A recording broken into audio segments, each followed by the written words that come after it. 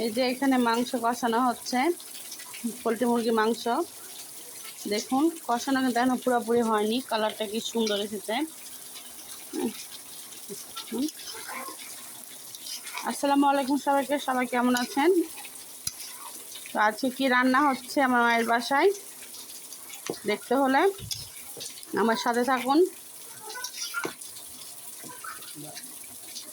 এই যে দেখুন আমার ঝোলটা কিন্তু পানিটা শুকিয়ে এসেছে।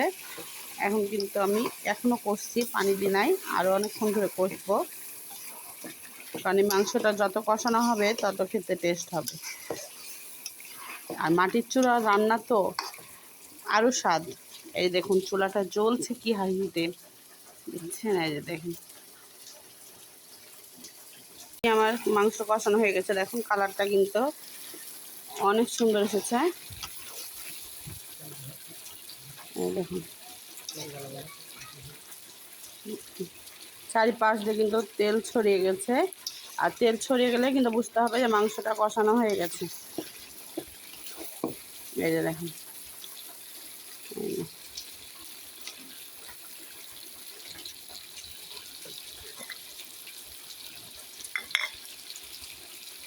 আমি ঝোল দিয়ে দিয়েছি, পানিটা শুকালে কিন্তু আমার মাংস হয়ে যাবে।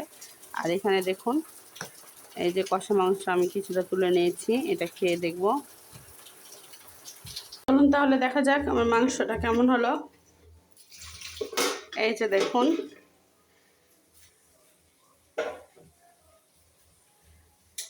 কালার দেখুন, দেখুন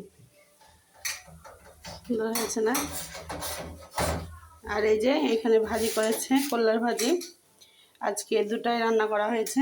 তো আমার ভিডিওটা কেমন লাগলো অবশ্যই কমেন্টে জানাবেন, আর সবাই আমাদের পাশে থাকবেন। আল্লাহ হাফেজ সবাইকে।